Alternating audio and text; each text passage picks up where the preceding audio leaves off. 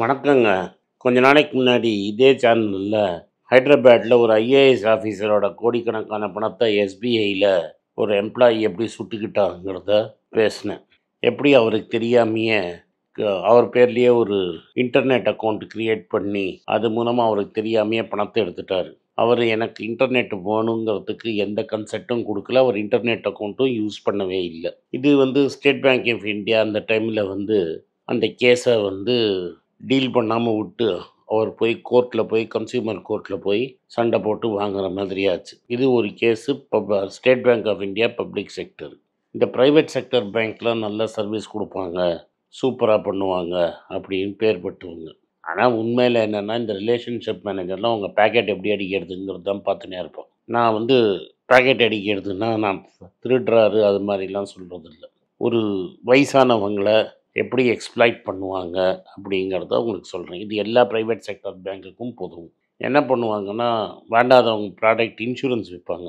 எனக்கு தெரிஞ்சு retire ஆனவங்கள்ட்ட insurance விற்றுருக்காங்க. பொதுவாக ஐசிஐசிஐ பேங்க்கும் பண்ணும், எல்லா ப்ரைவேட் செக்டர் பேங்க்கும் இதை பண்ணுவாங்க. அவங்களுக்கு வேண்டாத ப்ராடக்ட் அவங்க விற்பாங்க. டார்கெட் ரீச் பண்ணுறதுக்கு என்னெல்லாம் செய்யணுமோ செய்வாங்க. கஸ்டமருக்கு என்ன நல்லதுங்கிறது அவங்களுக்கு கவலையே கிடையாது.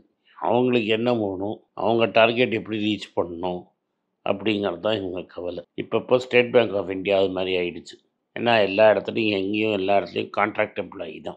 இல்லாட்டா ஜாயிண்ட் வெஞ்சர் போட்டு அந்த கம்பெனிக்கு அவுட் சோர்ஸ் பண்ணுவாங்க.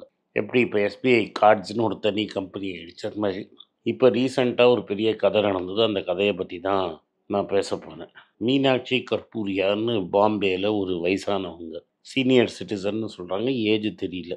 அவங்க ஹெச்டிஎஃப்சி பேங்க்கில் ஃபிக்ஸட் டெபாசிட் வச்சுருக்கிறாங்க. இந்த ஃபிக்ஸட் டெபாசிட்டை இந்த ஒரு ஒரு கிளைண்ட்டுக்கும் ஒரு கஸ்டமருக்கு ஒரு ரிலேஷன்ஷிப் மேனேஜர் கொடுத்துருவாங்க. இப்போ என் பேங்க்கில் எனக்கு ஒரு ரிலேஷன்ஷிப் மேனேஜர் இருக்கிறார். இந்த ரிலேஷன்ஷிப் மேனேஜர் தான் என் அக்கௌண்ட்டை ஹேண்டில் பண்ணுவார். நான் என்ன கேட்டாலும் எனக்கு பண்ணி கொடுப்பாரு. இப்போ வயசானவங்கெல்லாம் யார் மேலேயும், பசங்கள்லாம் வெளிநாட்டில் இருப்பாங்க, நீங்கள் யார் மேலேயும் டிபெண்ட்டாக இருப்பீங்க.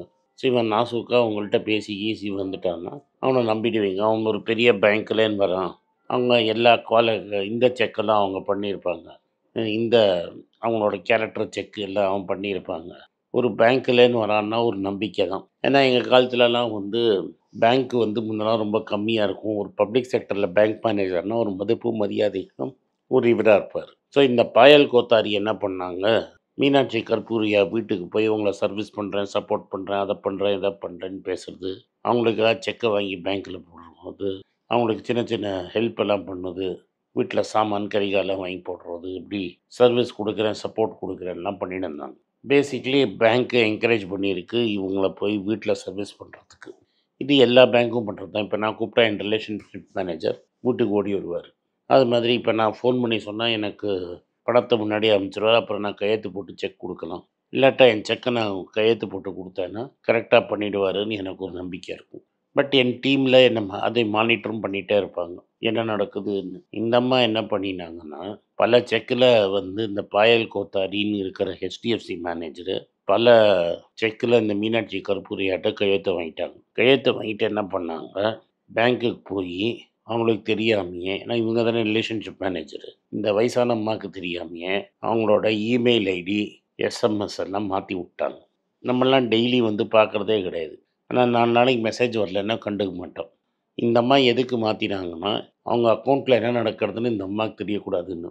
இப்போ எனக்கு இதில் என் ஒய்ஃப் 3 நாள் வாட்டி ஒரு நாளைக்கு பேங்க் அக்கௌண்ட்லாம் செக் பண்ணுறாங்க. ஈவினிங்கில் என்ன ட்ரான்சாக்ஷன் இருக்குதுன்னு எல்லா அக்கௌண்ட்டையும் செக் பண்ணிவிடுவாங்க. இல்லாட்டா என் அசிஸ்டன்ட் செக் பண்ணிவிடுவான் என்ன இருக்குதுன்னு. பட் எங்கள் அப்பாவுக்கு மாதிரி ரிட்டையர்ட் ஆகி சும்மா இருக்கிறவங்க டெய்லி ட்ரான்சாக்ஷனே இருக்காது. அதனால் டெய்லி பேங்க்குக்கு போகிறதும் கிடையாது. அதனால் பேங்க்லேயும் செக் பண்ணுறத விட்டுட்டாங்க, செக் பண்ணல. ஒரு 6 மாதம் கழித்து பார்த்தா அவங்க ஃபிக்ஸட் டெபாசிட்டில் ஒரு 3 கோடி காணும். அப்புறம் என்ன நடந்ததுன்னு நீங்கள் போய் தேடி பார்த்தீங்கன்னா என்ன ஆச்சுன்னா, அந்த பாயல் கோத்தாரி என்ன பண்ணியிருக்காங்கன்னா, இதெல்லாம் அக்கௌண்ட்லேருந்து பிஎஃப் எஸ்எம்எஸ் எல்லாம் ஏன் மாற்றினாங்கன்னா, பேங்க்லேருந்து பணம் எடுக்கிறச்சா அவங்களுக்கு அலர்ட் போகக்கூடாதுன்னு 3 கோடியை எடுத்து பல ஃபேக் அக்கௌண்ட்ஸ் திறந்து அந்த ஃபேக் அக்கௌண்ட்ஸில் 3 கோடியை டெபாசிட் பண்ணி 4-5 வாட்டி ரூட்டு பண்ணி கடைசியில் பணத்தை அவங்க அக்கௌண்ட்டுக்கு மாற்றிக்கிட்டு பணத்தை பேசிக்கலி திருடிட்டாங்க. இது திட்டு தான். ஏன்னா நீங்கள் ஒருத்தர் நம்பிக்கையை வாங்கி அவர்கிட்ட கையெழுத்தை வாங்கி அவருக்கே தெரியாமல் அவர் அக்கௌண்ட்லேருந்து பணத்தை எடுத்து நீங்கள் வேறு எங்கேயோ போட்டீங்க. இது உடனே என்ன ஆச்சுன்னா, இந்த அம்மாவோட சொந்தக்காரங்க இந்த அம்மாலாம் போய் கண்டுபிடிச்ச உடனே ஹெச்டிஎஃப்சியில் கேஸ் எழுதி கொடுத்துருக்காங்க. நார்மலாக ஹெச்டிஎஃப்சி பேங்க் என்ன பண்ணும், இதை தவிர்த்து தீவிர விசாரித்து பணத்தை ரிவர்ஸ் பண்ணி கொடுத்துருக்கணும். இது என்னாச்சுன்னு தெரில. மேபி பணத்தை அந்த பாயல் கோத்தாரி வேற எங்கேயோ நகர்த்திடுச்சு. அந்த பணம் வேற எங்கேயோ செலவாயிடுச்சோ, எடுத்துருச்சு, அக்கௌண்ட்டில் பணம் இல்லை. ஹெச்டிஎஃப்சி பேங்க்கு அவங்க பேர் காப்பாற்றிக்கிறதுக்கு என்ன பண்ணியிருக்கணும், 3 கோடியை உடனே அவங்களுக்கு கொடுத்துட்டு, அதுக்கப்புறமா என்ன பண்ணணும், 3 கோடியை கொடுத்துட்டு, அதுக்கப்புறமா வந்து இந்த புயல் கோத்தாரிட்டன்னு ரிகவர் பண்ணியிருக்கணும்.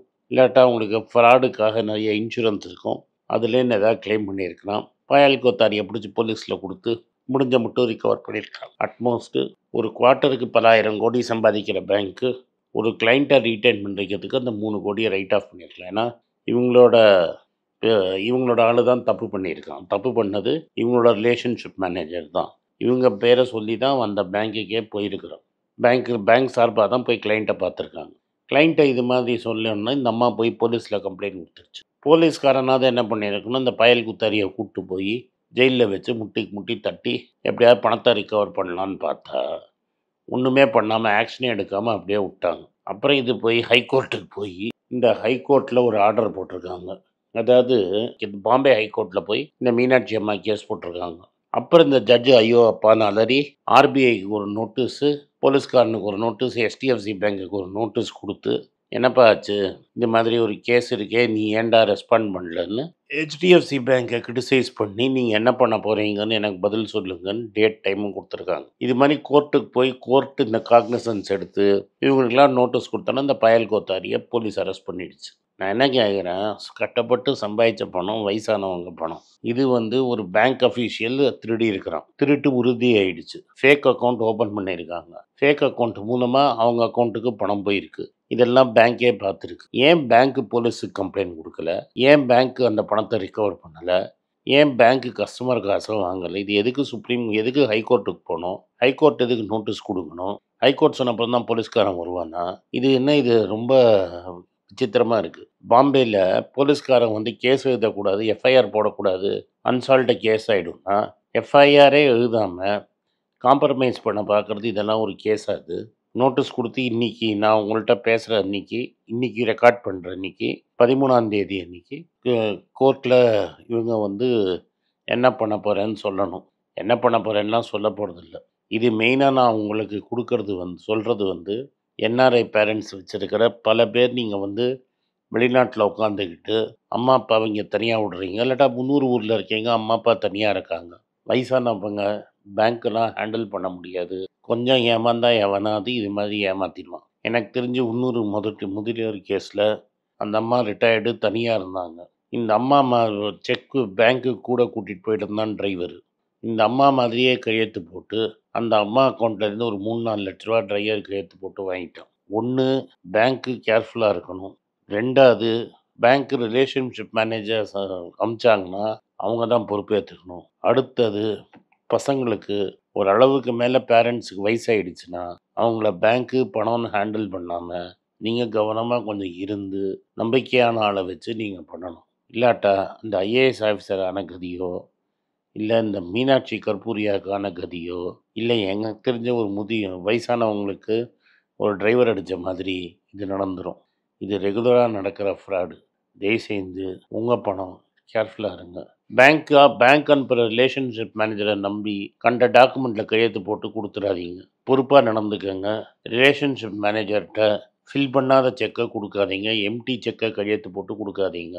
பேங்க்கே பல இடத்துல சொல்கிறாங்க, எங்கள் ஆளுங்க வந்து பின்கோடு, இப்போ பாஸ்வேர்டு இது மாதிரியான விஷயத்தை கேட்க மாட்டாங்கன்னு. தயவுசெஞ்சு வேண்டாத டீட்டெயில்ஸை உங்கள் பேங்க் ரிலேஷன்ஷிப் மேனேஜர்கிட்ட கூட கொடுக்காதீங்க. நம்பி செக்கில் அமௌண்ட் ஃபில் பண்ணாமல், இது பேர் ஃபில் பண்ணாமல் எம்டி செக்கில் கையெழுத்து போட்டு யாருக்குமே கொடுக்காதீங்க.